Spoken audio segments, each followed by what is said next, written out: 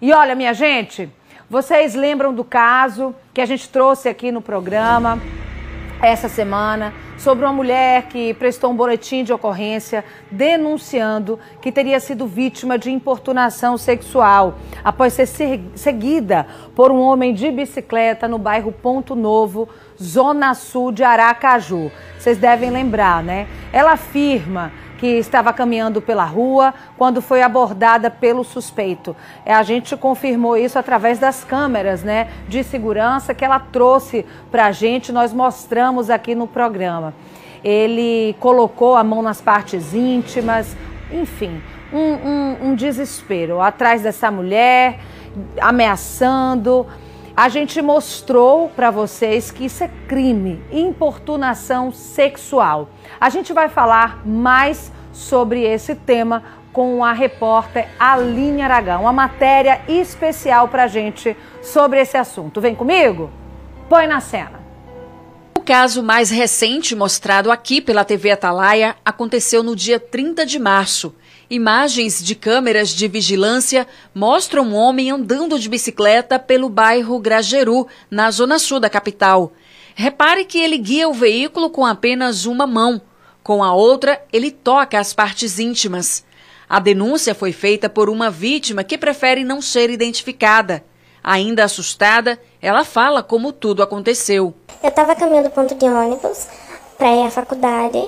E aí eu já havia percebido que ele estava dando muitas voltas, né, principalmente próximo a algumas pessoas, e eu pensei até que fosse um assalto, né? Mas em um certo momento eu percebi que ele estava mexendo muito no short.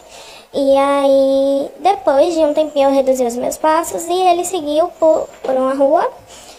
E eu pensei até que ele tinha ido por outro caminho, mas depois que eu recolhi as imagens eu pude ver que ele ficou olhando e ele foi pela rua ao lado para sair de frente comigo, né? No momento que ele saiu na minha frente, eu me assustei e fui afastando mais de onde ele estava. E aí foi no momento que ele puxou o short, ele começou a falar inúmeras coisas pornográficas de baixo escalão, o ato mesmo, né? E eu disse pra ele que se ele encostasse em mim, a gente brigaria ali no meio da rua. É um sentimento de impotência, sabe? Desde o momento que aconteceu, eu sinto que uma parte minha ficou ali naquela rua, naquele momento, né? Inclusive, porque eu já entendia, mas eu percebi ainda mais o porquê das mulheres que são assediadas não denunciarem. As pessoas desacreditam o tempo todo da gente. Somos questionadas N vezes para poder prestar um boletim de ocorrência, enquanto o indivíduo pode chegar ali e falar que não foi ele e ele vai sair pela porta da frente. E quem foi assediado fica eternamente condenado às lembranças do que aconteceu. Por mais que ele não tenha me tocado fisicamente, de certa forma me tocou psicologicamente, isso me afeta. E por saber também que se ele fez isso comigo, ele pode fazer isso com qualquer outra pessoa. Ele não é uma pessoa isolada, certamente ele deve ter parentes, entendeu? E me preocupa se ele não está fazendo isso com uma criança, se ele não está fazendo isso com alguma outra mulher que não tenha a reação que eu tive. Então é muito difícil de lidar com essa situação, mas é mais difícil ainda de lidar com as pessoas desacreditando e fazendo com que você se sinta culpada pelo que aconteceu, né? Que questiona o tempo todo o jeito que você estava andando, a roupa que você estava vestindo, o horário que você estava. Então assim, atualmente, as mulheres elas estão indo atrás dos seus objetivos, entendeu? Eu estava indo para a faculdade, 5 horas da tarde, estava tudo claro e tinha gente na rua. E não impediu que ele fizesse isso, então não foi a minha roupa. Porque se eu tivesse com qualquer outra vestimenta, ele ia fazer a mesma coisa. Caso semelhante aconteceu no Conjunto Augusto Franco. O tarado da bike, como ficou conhecido, fez várias vítimas. Os relatos foram divulgados em uma rede social. Em todos eles, as vítimas relatam que o homem se masturbava e dizia palavras ofensivas. O crime em questão é a importunação sexual.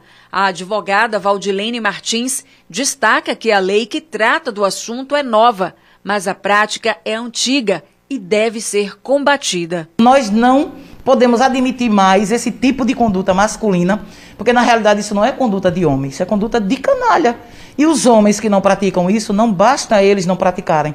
Eles têm que se levantar contra os que praticam e ensinar os filhos para não fazer, porque isso é falta de respeito. A gente não pode romantizar o abuso. Nós somos ensinadas a romantizar o abuso.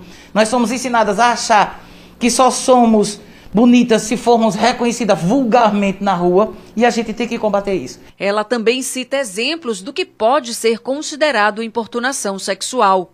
Essas palavras, né, de cunho sempre sexual e pejorativas, né?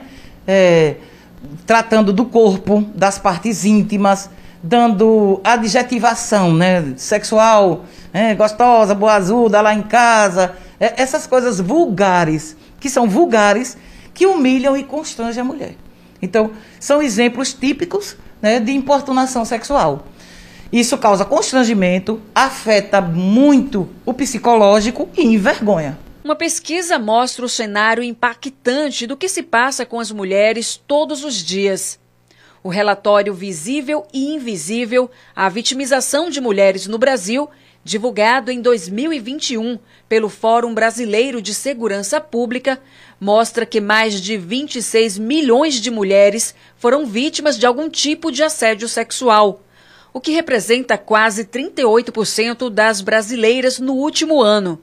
Os dados apontam ainda que os 3 locais mais citados como espaços em que as mulheres vivenciaram algum tipo de assédio foram a rua, com mais de 31%, o ambiente profissional, com mais de 12%, e o transporte público, que representa quase 8%. Diferente da importunação, no crime de assédio é preciso que haja uma relação hierárquica entre a vítima e o agressor. Os casos são mais comuns no ambiente de trabalho, mas pode ocorrer também na escola e no meio religioso. O assédio sexual é uma coisa triste, que deprecia, constrange mulheres que sofrem porque não podem pedir demissão, porque precisam do emprego. E o crime de assédio sexual, ele é caracterizado, não precisa que a vítima ceda, né, aos desejos, à lascívia daquele assediador que é o seu chefe hierárquico, o professor ou líder religioso. Para Valdilene, essa cultura que menospreza e agride a mulher é uma questão que deve ser amplamente discutida. E a denúncia é o melhor caminho. As pessoas que estão ao redor não querem se comprometer, mas todo mundo tem um celular hoje em dia. Grave, filme, faça prova. Literalmente, né, deixe a pessoa falar com você no WhatsApp, printe tudo, porque às vezes a pessoa manda mensagem e apaga. E constitua a prova e denuncie. Esses canalhas não podem ficar impunes. O silêncio, gente, compactua, né, com a impunidade. O silêncio gera impunidade. E o fato de a gente não denunciar torna a gente cúmplice. E se o cara assedia você hoje, amanhã ele vai assediar outra mulher. Então esses caras têm que ser expostos, eles têm que ser parados.